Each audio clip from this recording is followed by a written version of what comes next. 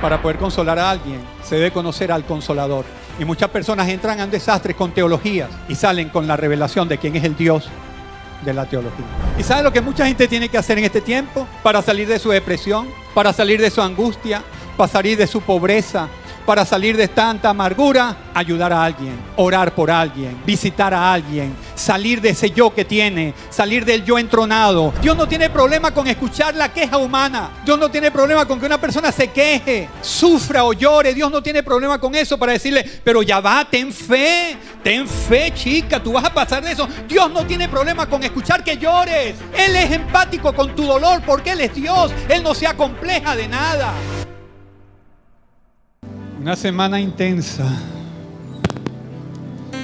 La primera semana que pasa después del terremoto ha sido una semana intensa. Me imagino que muchos todavía están experimentando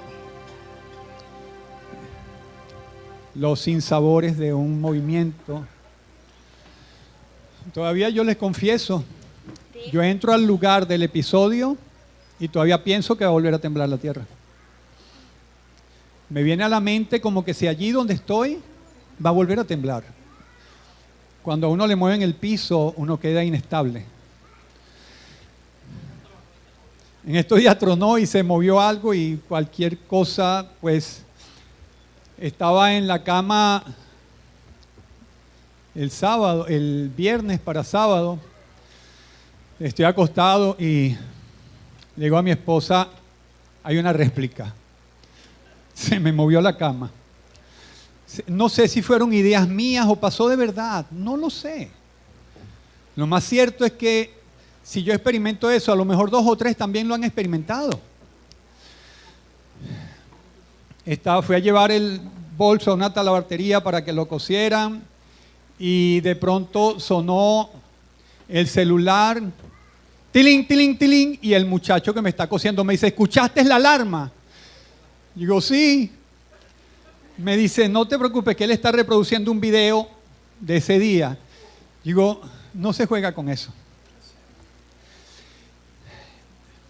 Y cuando avanzo en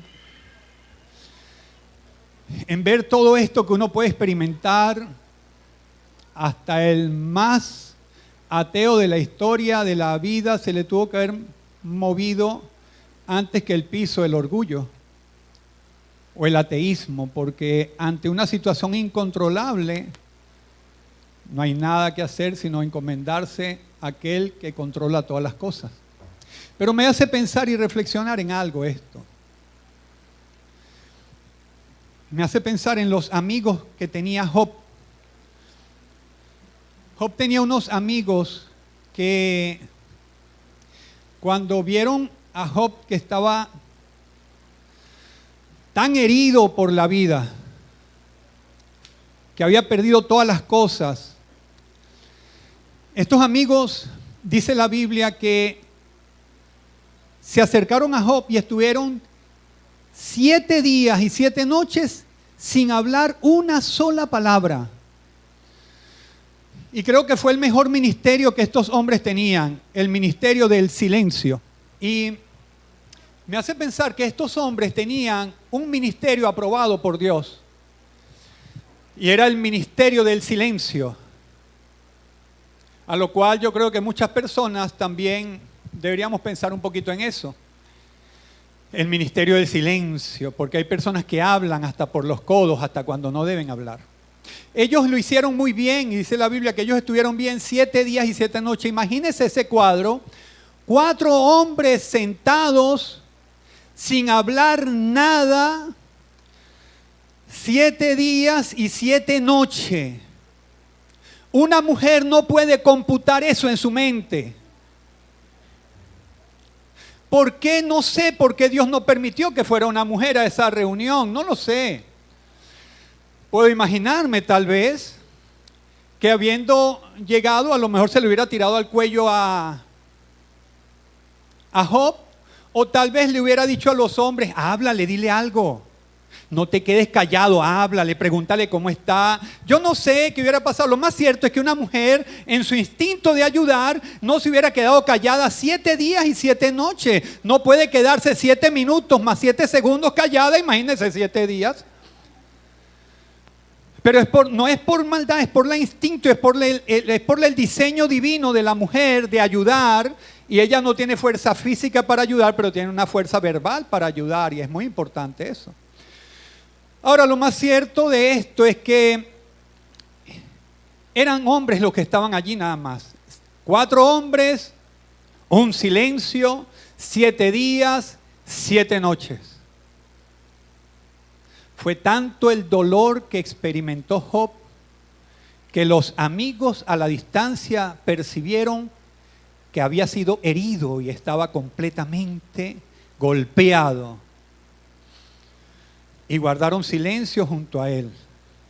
Y estuvo muy bien. Todo cambió y todo lo dañaron cuando comenzaron a hablar. Qué triste realidad que muchas personas se ven bonitas calladas, pero cuando hablan echan a perder todo. Que le decían, más bonito te veías callado.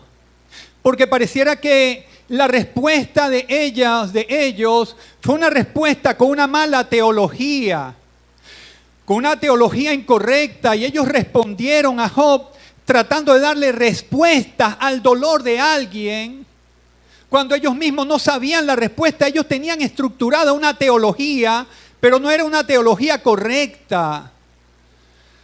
Era una teología incorrecta, lo que hizo que ellos hablaran después de 7 días y 7 noches, hablar a Job tratando de darle una respuesta por su sufrimiento. Es que si tú no sabes algo, no tienes que inventar, pero si tienes algo que has aprendido incorrectamente, eso es lo que tú vas a hablar. Ellos tenían la teología de la retribución. La retribución es una teología que si el hombre hace bien, le va a ir bien y va a ser bendecido por Dios. Y si el hombre hace mal, va a ser maldecido y le va a ir mal en la vida. Es decir, si tú obras bien, te va a ir bien, y si obras mal, te va a ir mal, y punto, y se acabó. Y elaborando esa teología ellos mismos, elaborando su propia teología, erraron. Y el primero de los amigos, Elifaz, increpa a Job para tratar de darle una respuesta. Y lo primero que le dice es que si tú no hubieras pecado, no te estuviera aconteciendo esto. Algo has hecho que no has confesado, porque Dios no obra de esta manera. Si te está yendo esto mal, es porque algo hiciste mal. Por favor, Job, confiesa tu pecado. Por esto no le pasa a cualquier persona. Es decir, a cualquier persona decente no le pasa lo que te está pasando a ti. La tragedia de Job fue incalculable, fue impresionante. Lo primero que perdió fue la economía. Perdió 500 asnas, 500 yuntas de bueyes. Lo segundo que perdió fueron las 7,000 ovejas que adornaban el campo. Después perdió los 3,000 camellos que surcaban cualquier parte para poder llevar finanzas y tesoros a cualquier lugar. Lo perdió todo y después, por si fuera poco, pierde a 7 varones y 3 hijas, pierde 10 hijos en un instante, en un abrir y cerrar de ojos. No, y no crea que esto es fábula, esto es historia. Tiene nombres, tiene ciudades, tiene ubicaciones, tiene un testimonio bíblico. Es real la historia, no es una fábula ni un cuento, es real. Job es un personaje histórico, no una leyenda, no un mito, una persona que existió para dejarnos a nosotros sendas enseñanzas de vida. Y por si fuera poco, después lo ataca una llaga mortal en todo su cuerpo, herido de una llaga. Tan terrible era su condición que por eso es que los mismos amigos lo vieron y se tuvieron que quedar paralizados ante aquel evento. Pero el tratar de darle respuestas a una persona que está en esa condición, diciéndole, revisa tus pecados, tal vez tienes un pecado oculto, Job, porque Dios no obra así, Dios no obra de esta manera.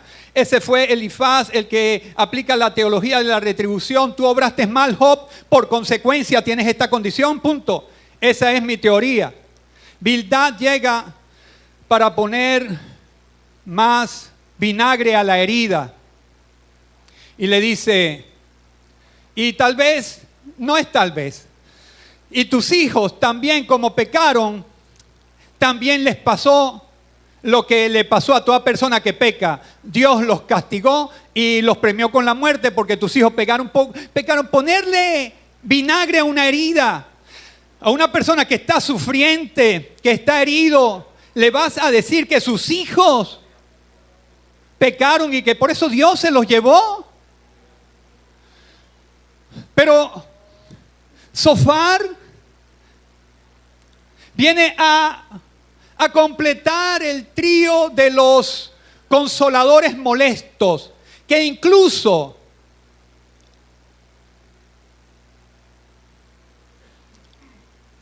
si no nos cuidamos, todos nosotros aplicamos la teología de la retribución, si no nos cuidamos y si no prestamos atención al mensaje. Zofar le dice, mira, si Dios hablara a Job, te diría que todavía no has recibido el suficiente castigo por tu pecado. O sea, tú estás bien para lo que mereces. Pero pregunto, ¿qué más quería Zofar ver? Teologías aisladas de la realidad humana. Teologías aisladas del conocimiento divino de Dios solo para satisfacer su mentalidad, solo para satisfacer su postura y su enseñanza, podían anular el sufrimiento de un ser humano. Ante esto, Job se desconcierta porque Job también creía la teología de la retribución. Y él se desconcierta y se desorienta en todo esto. Se desorienta ante el justo. Si yo no he hecho nada malo, me está aconteciendo esto, entonces todo lo que yo pienso de que al pecador le va mal y al justo le va bien, entonces yo estoy confundido con esto porque yo no he pecado y yo no he hecho lo malo y me está yendo mal, entonces se desmorona mi teología también, se desmorona su pensamiento, y donde la teoría falla, entonces es donde comienza la verdadera fe. Porque después lo que sigue es la pregunta de todos. ¿Por qué te pasó esto? Preguntaron los tres amigos y trataron de darle respuesta. ¿Por qué te pasó esto? Preguntó Job, ¿por qué pasó esto?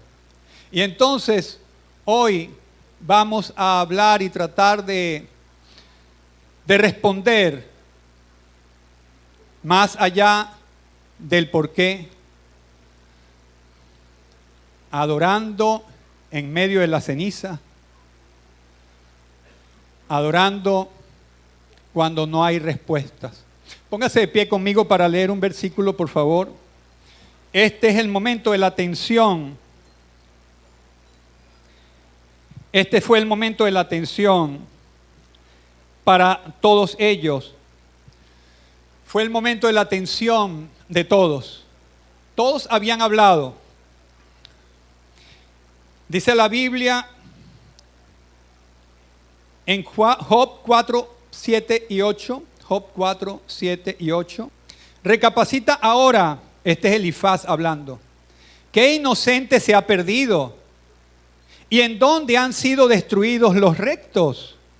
Como yo he visto, los que harán iniquidad y siembran injuria, la ciegan. Esta es la postura de Elifaz. Tú estás cosechando lo que hiciste. Bildad habla en Job 8, 3 y 4. ¿Acaso torcerá Dios el derecho o pervertirá el Todopoderoso la justicia? Si tus hijos pecaron contra Él, Él los echó en el lugar de su pecado. Zofar, en Job 11, 6, Y te declarará los secretos de la sabiduría que son de doble valor que las riquezas. Conocerías entonces que Dios te ha castigado menos de lo que tu iniquidad merece. Las tres propuestas, las tres teologías, todas erradas absolutamente, lo cual Dios al final dice, tus amigos no están en lo correcto, ellos se equivocaron. Pero la atención de ellos es por la propuesta y porque Dios habla en Job capítulo 1, versículo 1. El mismo Dios dice, hubo en tierra de Uz un varón llamado Job, y era este hombre perfecto y recto, temeroso de Dios y apartado del mal. Dios da testimonio de lo que están hablando sus amigos, no es correcto. Aquí es el momento de la atención. Y en Job 1:8 Dios vuelve a hacer una declaración. Y Jehová dijo a Satanás, ¿no has considerado a mi siervo Job, que no hay otro como él en la tierra? Varón perfecto y recto, temeroso de Dios y apartado del mal. Dios dio testimonio de él. Y esta es la palabra del Señor, no teologías humanas, sino la palabra del Señor. Padre, gracias por tu palabra.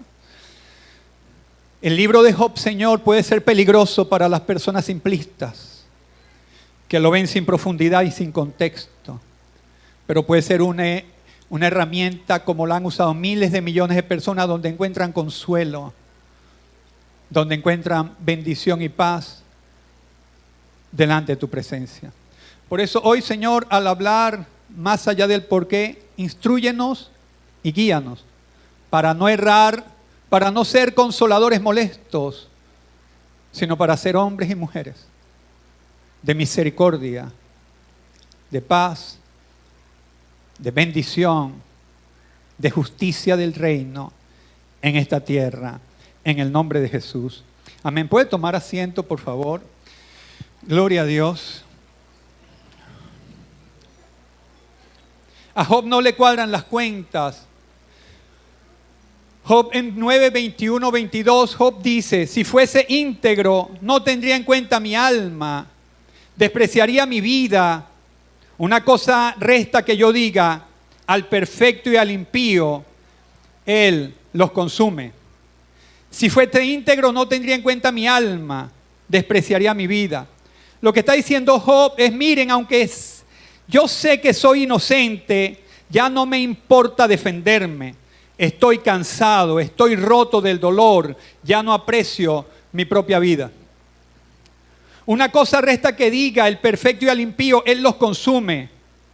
Job rompe el tablero y rompe su tablero de las matemáticas y el tablero de las matemáticas de sus amigos.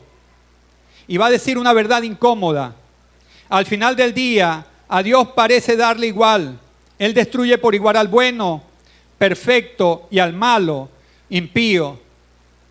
Ahora, Job no está negando a Dios. Job no se está quejando de Dios, se está quejando con Dios. Pero está colapsado mentalmente porque su realidad destruyó su teología. Él descubre que el mundo no funciona como una matemática, que no es matemático, que Dios no es una cajita matemática. Tú hiciste lo malo, ahora te voy a castigar con esto. Tú hiciste lo bueno, te voy a premiar. Dios no es una matemática así. Ese error lo comete el pueblo evangélico drásticamente y dramáticamente. Y por eso es que se quedan sin palabras cuando muere un niño inocente tapiado por un edificio. Por eso se quedan sin palabras cuando muere una persona recta, un pastor recto, tapiado con toda su congregación en edificio, porque entonces ellos tienen que aplicar la teología de la retribución. Ellos murieron porque pecaron, esa iglesia estaba en pecado, estaba satanizada. Ellos tienen que justificar su argumento, cometiendo el mismo error de Elifaz, Bildad y Zofar, completamente para justificar su teología errada. Dios no es un Dios matemático para calcular que tú vas a controlar a Dios. Dios no se puede controlar. Dios es perfecto. Dios es justo.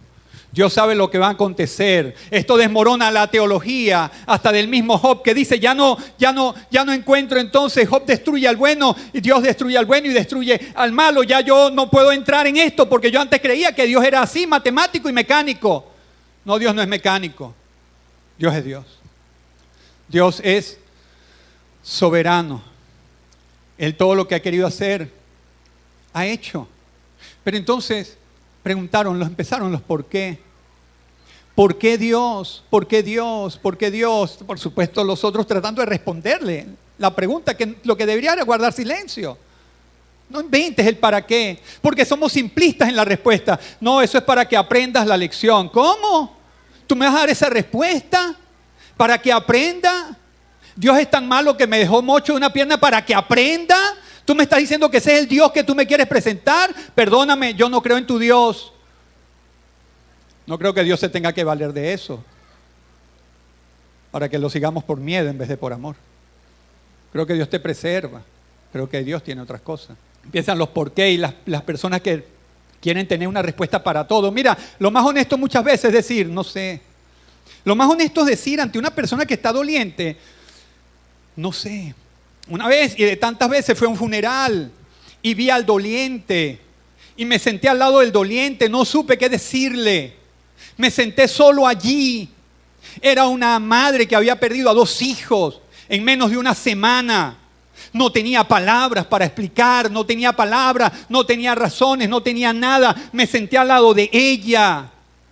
Lloré con ella. No le dije nada. Me levanté. Dios mío, qué dolor siente, qué dolor está pasando, qué tragedia. Al final de cuentas, un día me llaman y me dicen, pastor. Digo, sí. Pastor, ¿usted fue al funeral? Digo, sí, fui al funeral. Yo creí que me iban a decir, ¿usted por qué no hizo un culto? ¿Por qué no oró? ¿Por qué no hizo algo? Digo, sí, yo fui al funeral. Me dijeron, pastor, la madre le manda a decir que muchas gracias por sentarse a llorar con ella. El ministerio, el dolor no se teoriza, se acompaña.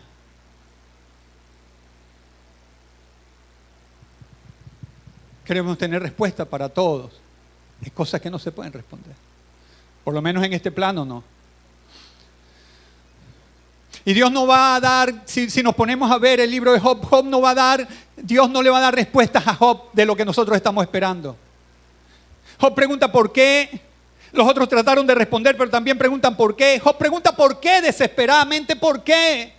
¿Por qué? Pero Dios, asombrosamente, Job nunca se quejó de Dios. Por eso era un varón perfecto. Él se quejó con Dios. Maldijo el día de su vida, de su nacimiento. Pero él no se quejó de Dios, sino con Dios. Él fue a Dios a decirle, ¿por qué nací en ese momento? ¿Por qué? ¿Por qué? No se quejó de Dios. Asombrosamente mantuvo su fe recta siempre en Dios. Estaba quejándose con Dios de su angustia. Y me gusta porque Dios es Dios. Él no tiene que darle respuesta ni explicaciones a nadie. Él no pide ni permiso ni perdón para actuar. Él es Dios, soberano. Y Él no le dio respuestas a Job.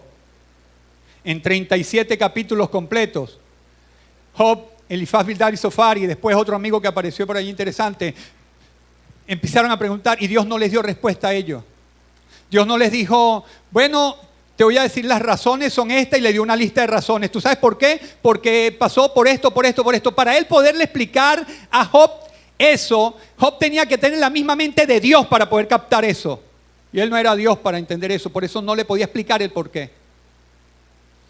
No le pudo explicar el por qué hizo todo eso. Él no le explicó en el capítulo 1 la apuesta de Satanás. No tenía por qué explicarle a Job qué pasó en el cielo. No tenía que explicarle a Job por qué le aconteció todo eso. No le tenía que explicar a Job, y en efecto no le explicó nada a Job. No le dio una lista de razones, ni le dijo, te voy a dar 5 objetivos de lo que se logra con esto y con esto, y por qué te pasó esto. Y no pasó nada de eso. Job no recibió una respuesta ni una razón, recibió una revelación. Y yo creo que es la revelación que todos necesitamos. Para poder consolar a alguien, se debe conocer al consolador. Y muchas personas entran a un desastre con teologías y salen con la revelación de quién es el Dios de la teología.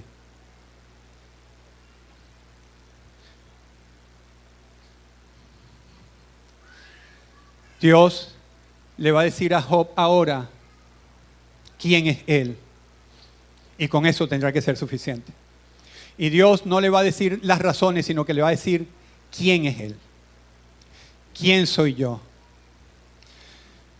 Y con eso va a ser suficiente para nosotros. Saber quién es Dios. El capítulo 38 y 39, Dios le da respuesta a Job, no al interés de la mente humana y carnal, sino al interés del espíritu del hombre, de lo que Dios quiere revelarle al hombre y quiere revelarse él mismo al hombre. Dios siempre ha buscado revelarse al hombre por todos los medios, revelarse a él. Y Dios, si usted quiere saber, léalo en su casa, el capítulo 37 y 38 de Job, cómo Dios expresa su grandeza y quién es él delante de Dios. Y yo saqué solo unos versículos para que veamos unos versículos donde está alguna respuesta que Dios le dice a Job. En el capítulo 38, versículo 1, entonces respondió Jehová a Job desde un torbellino. Es que el tormento que estaba pasando Job, Dios lo comprendía y no le contestó desde un viento apacible, le contestó desde un mismo torbellino, donde estaba el mismo Job experimentando. Versículo 4. Y le dijo Dios, ¿dónde estabas tú cuando yo fundaba la tierra? Hazme saber si tienes inteligencia. Dios está revelando a él mismo. Versículo 11. Y dije, hasta aquí llegarás y no pasarás adelante, y ahí parará el orgullo de tus olas. Dios le está diciendo a Job que él tiene el control hasta donde llegan las olas. Y cuando pasan ese nivel es Dios el que tiene el control. Ellas no se gobiernan solas. Dios tiene el control del universo entero. Él se está revelando a Job. Versículo 12.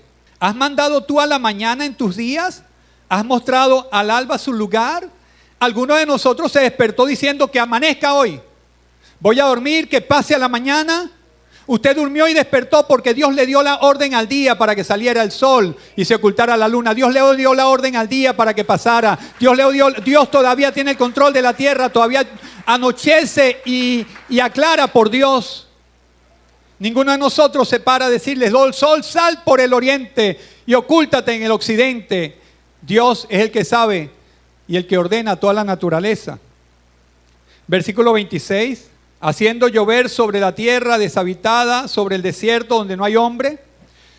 Dios se ocupa de lugares que nosotros ni sabemos que hay, ni que existen. Lugares deshabitados, lugares inhóspitos, lugares que no tienen ningún tipo de sentido, y Dios hace llover en ese lugar. Dios no tiene nada oculto delante de sus ojos, todo está delante de Él y Él sabe, Él tiene la tierra en sus manos para hacer salir el sol en lugares que nosotros ni conocemos y que si conociéramos dijéramos, ¿para qué sale el sol aquí si aquí no hay vida, no hay plantas, no hay nada? Pero Dios es Dios. El versículo 36, ¿quién puso la sabiduría en el corazón o quién dio el espíritu de inteligencia? Y solamente con estos versículos para decirle al hombre que hasta lo que están razonando ellos, Dios se los puso en su mente. Que todo lo que ellos están razonando es por Dios. Que todo lo que ellos piensan es por Dios. Que por la inteligencia que ellos tienen es por el mismo Dios. Dios habla de un torbellino y no responde una sola pregunta de Job. No le habla del diablo, ni le habla de la apuesta del capítulo 1, ni le da un desglose de los 5 propósitos de tu crisis. Dios responde con un catálogo de la creación. Porque explicarlo a Job en su mente tendría que tener, como lo dije, la mente de Dios. Ante la pérdida de bienes de un ser querido, la respuesta no es un argumento teológico frío, la respuesta es la soberanía de Dios. Si Dios cuida de las constelaciones, como habla 38-39 de Job, y de los animales salvajes, Él tiene el control de lo que hoy parece un caos. Nuestra tierra, nuestras finanzas, nuestra familia, aunque no entendamos el diseño completo. Ahora, en Job capítulo 3, versículo 1 al 3 dice, después de esto abrió Job su boca y maldijo su día. Y exclamó Job y dijo, perezca el día en que yo nací y la noche en que se dijo, varón es concebido. Job 7:11, por tanto, no refrenaré mi boca. Hablaré en la angustia de mi espíritu y me quejaré con la amargura de mi alma.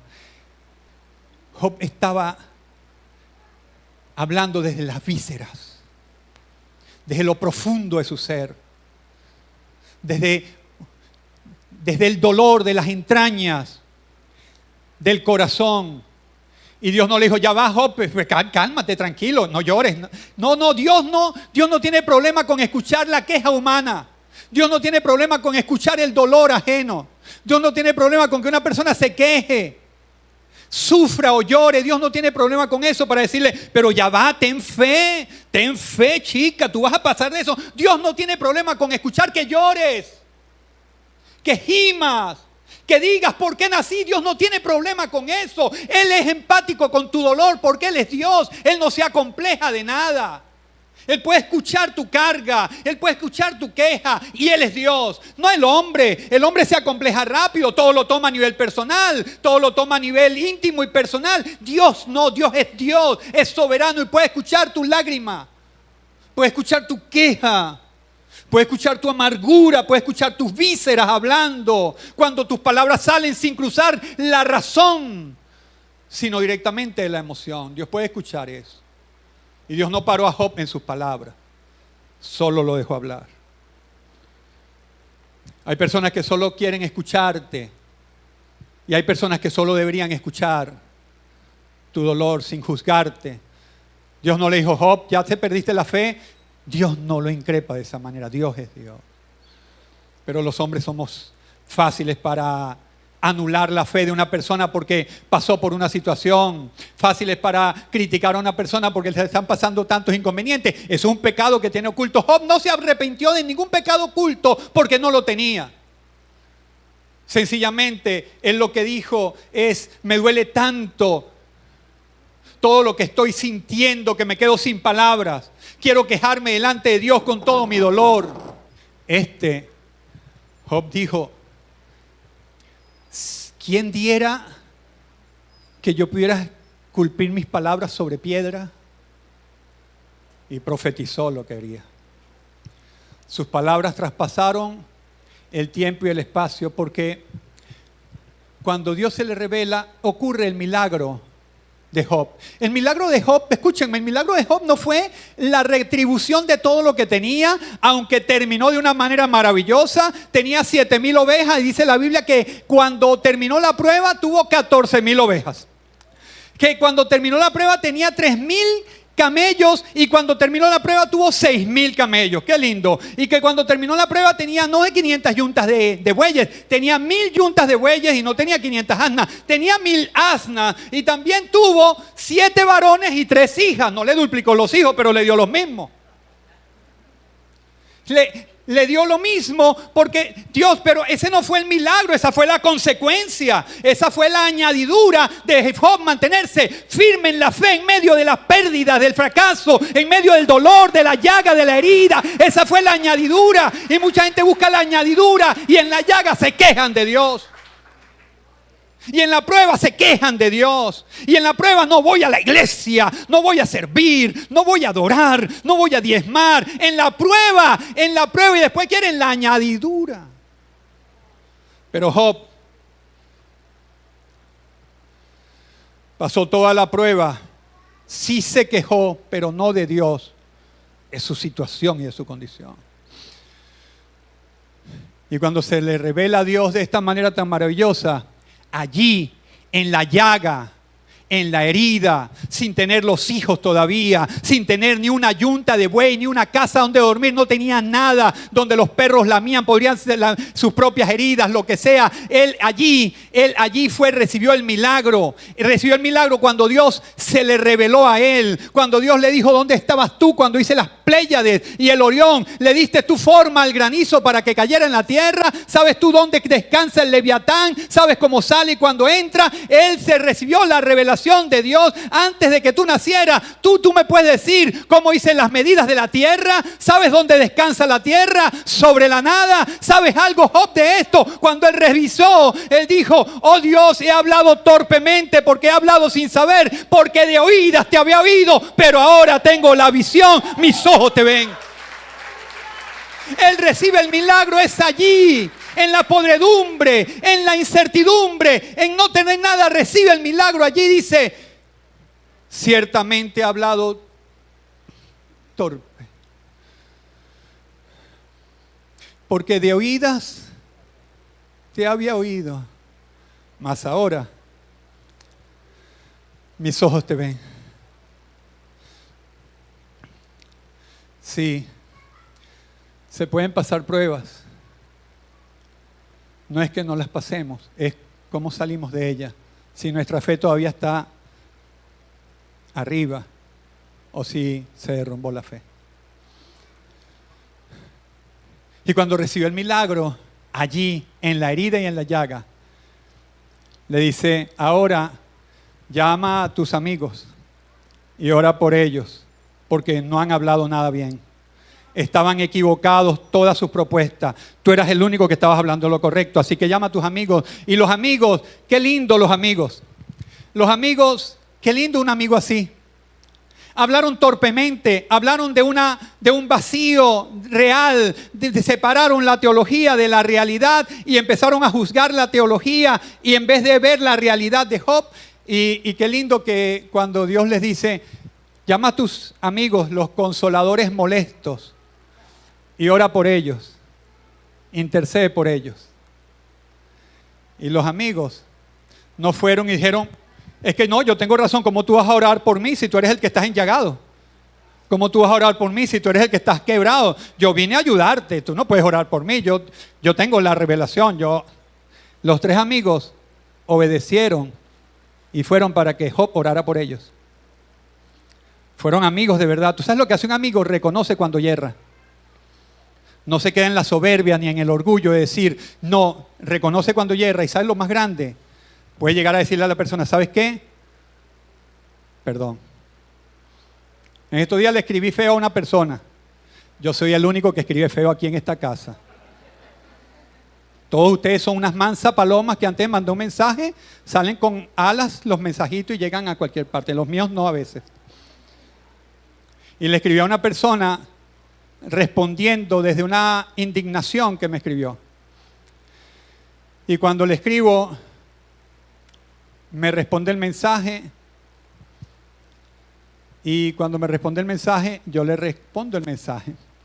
Le digo, gracias por la información. Perdóneme si cometí, le digo, no, perdóneme por el exceso que tuve ayer en la conversación con usted. Y aquí usted ha tenido un sinsabor con alguien y no puede decirle, perdóname, estuve equivocado. ¿Cuál es el orgullo?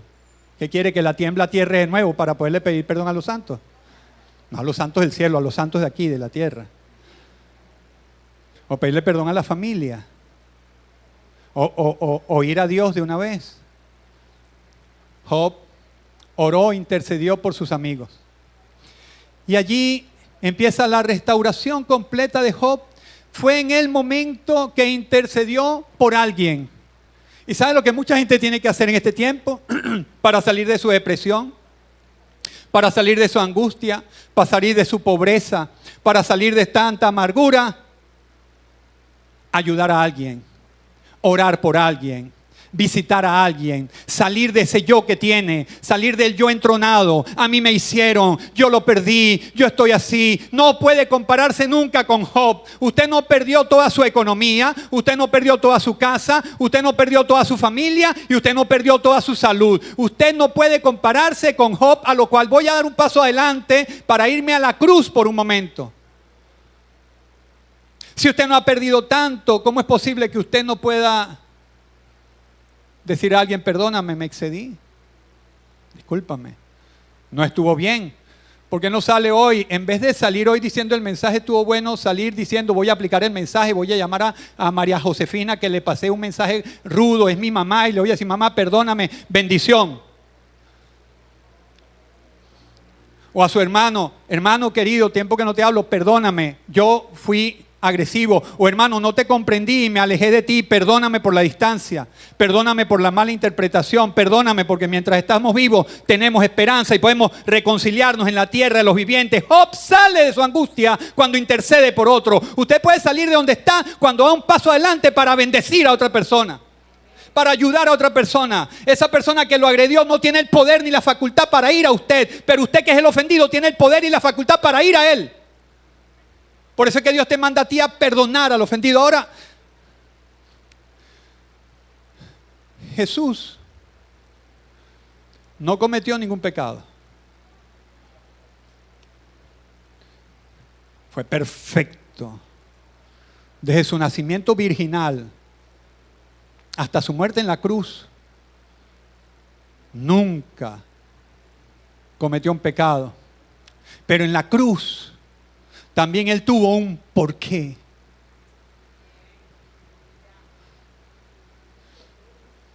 Para que nosotros pudiéramos encontrar consuelo cuando se nos viene esa pregunta a la mente y saber que no estamos en pecado cuando preguntamos por qué. Porque Jesús también preguntó, ¿por qué? ¿Por qué me has desamparado? Para redimir el porqué en nosotros. Para no condenarnos y que nos condenen a nosotros cuando preguntamos el porqué. Somos humanos, flacos y débiles. Si usted creía que era muy fuerte, revise el 24 de junio dónde estaba usted y cómo está usted. Y Jesús en la cruz decidió no dejar de allí, sino que como un pedernal enderezó su rostro y caminó al Gólgota para entregar su vida limpia y sin pecado por cada uno de nosotros.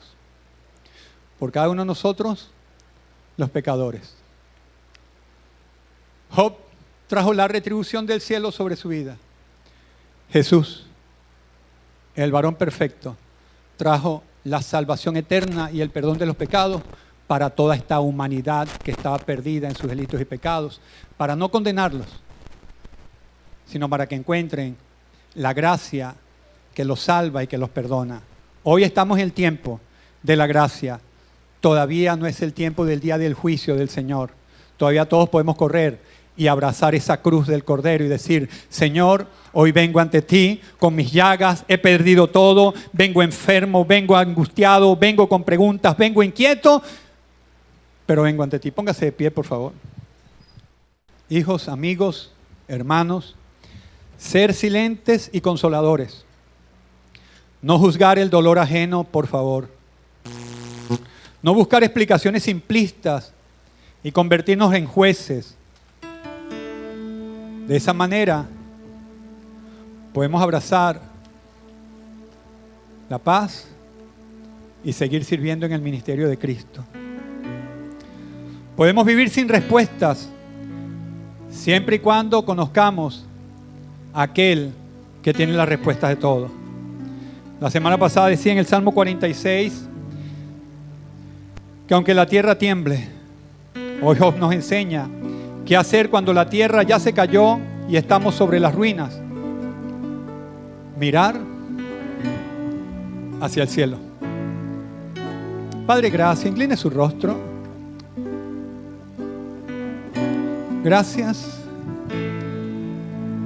por tu palabra, Señor, eterna, que traspasó el tiempo y el espacio para llegar a nuestras vidas hoy, para saber cómo consolar al perdido, al que ha perdido todo, cómo consolarlos y mostrar tu misericordia y gracia.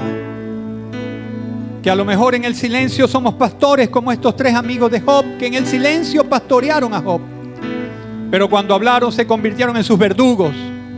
Permite que nuestras palabras no nos hagan ser verdugos de los sufridos, porque tú dijiste, Señor, que viniste a salvar y a rescatar lo que se había perdido, que el sano no tenía necesidad de médico, sino el enfermo, que todavía no había llegado el día del juicio, sino el día de salvación, y el tiempo de la salvación es hoy. Espíritu de Dios, Abraza a los dolientes que están en este lugar, que han perdido familias, casas, bienes, territorios. Abrázalos y consuélalos, Señor. Si tienen algo que aprender y reflexionar, enséñales en su recámara y en lo profundo de su corazón, enséñaselos. Pero no permitas que un espíritu de condenación venga sobre ellos. Que no venga un espíritu de culpa sobre ellos, ni condenación, que es el caldo de cultivo para el diablo, el cual hoy reprendemos en el nombre de Jesús. Y permite, Dios, que cada alma en este lugar